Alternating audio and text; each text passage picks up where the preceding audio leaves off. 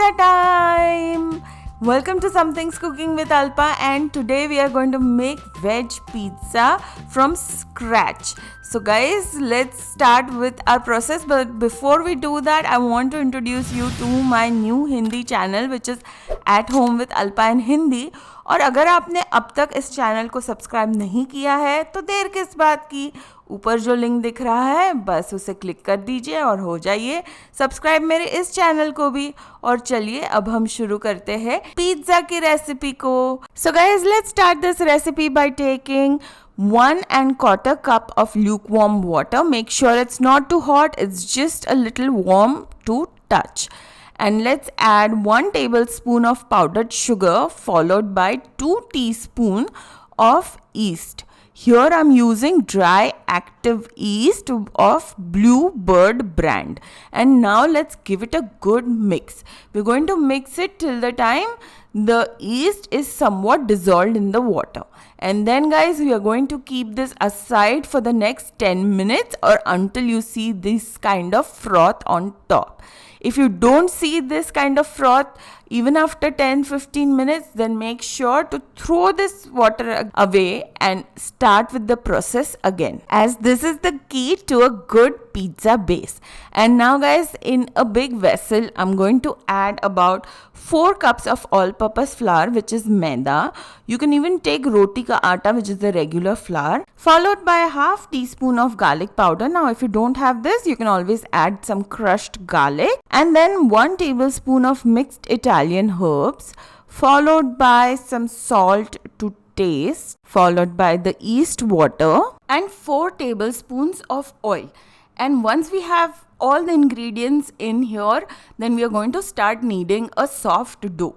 Guys, you need to knead this dough for the next 10 minutes. That's right, 10 minutes, and you'll get a perfect dough like so.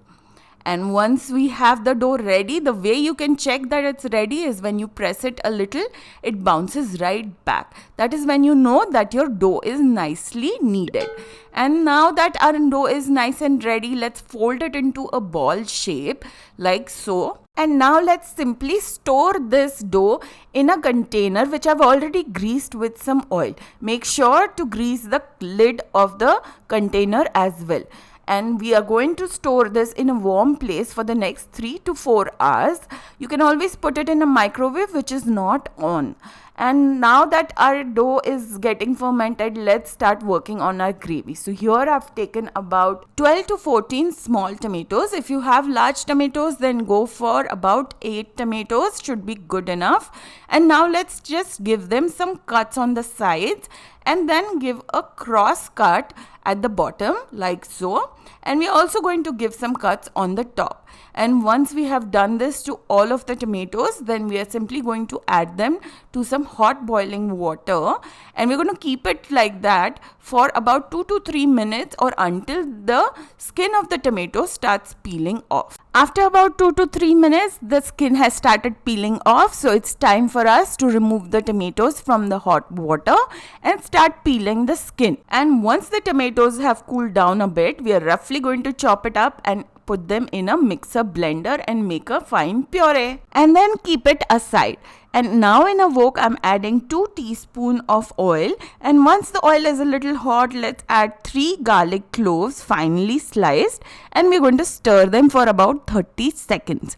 And then we are going to add 1 big onion finely chopped. It comes to about 1 cup of finely chopped onion, and we are going to stir and cook for the next 3 to 4 minutes on a medium flame or until the onions are nice and translucent.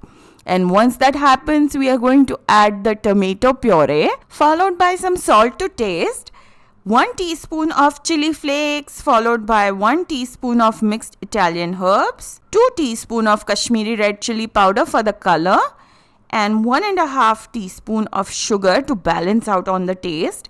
And now we are going to mix everything in well together, and we're going to cook it for the next 8 to 10 minutes on a medium flame. 10 minutes later, the tomato puree is nicely cooked, so it's time to add about 3 tablespoons of basil leaves which I've roughly chopped, followed by 1.5 tablespoons of tomato sauce, 1 teaspoon of butter, and now we are simply going to give everything a good mix and wait till the time the butter is nicely melted and our pizza sauce is now ready. So now let's bring out our dough which we had kept for about 4 hours, and look at our dough. It's looking so nice. It's risen so well.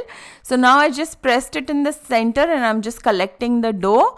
And once we have collected the dough, then let's bring out our pizza pan and we are going to sprinkle some suji, which is semolina, on top of it. And I've just divided the pizza dough portion into half, and now I'm taking 1/2 of that portion and I'm spreading it. And if it tears anywhere, then do not worry, I'm going to show you an easy way to mend it. And so just keep spreading the dough like so. Then take a small portion from the remaining dough and press it down on top of wherever you have torn sides. So as you can see, I've just mended the torn sides and now I'm just pressing down on the ends of the pizza base so that we get good edges on the pizza. Also guys, I forgot to tell you that the dough that we made, with that dough you will be able to make about 2 large 12-inch pizzas. So that's a treat, isn't it? And once we are now done with the pizza base, simply add the pizza sauce on top. Make sure that the pizza sauce has cooled down a bit. And after you have done applying the pizza sauce, it's time for us to grate some cheese. Here I'm using mozzarella cheese. You can use whatever cheese is available. And now I'm sprinkling some mixed Italian herbs followed by chili flakes. And now it's time to add the toppings. You can add any toppings of your liking. I am adding some onions, all colors of capsicum, boiled corn, olives, jalapenos, mushrooms, and of course some basil leaves. And isn't our pizza looking just absolutely gorgeous? So it's time for us to start baking it. So I've already started with the preheating process. So let me show you this preheating settings. So here I have put it on 200 at bottom and fan, and I've kept it for preheating for about 10 minutes. And after 10 minutes, let's put our pizza on the second last row and turn down the heat from 200 to 160 and cook for 16 minutes. And look at this beauty. Our pizza is almost done. Look at that bubbling cheese.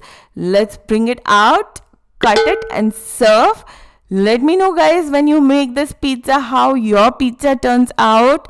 Do share your secrets if you have some of making a perfect pizza. And if you like my recipe, don't forget to click on the subscribe button.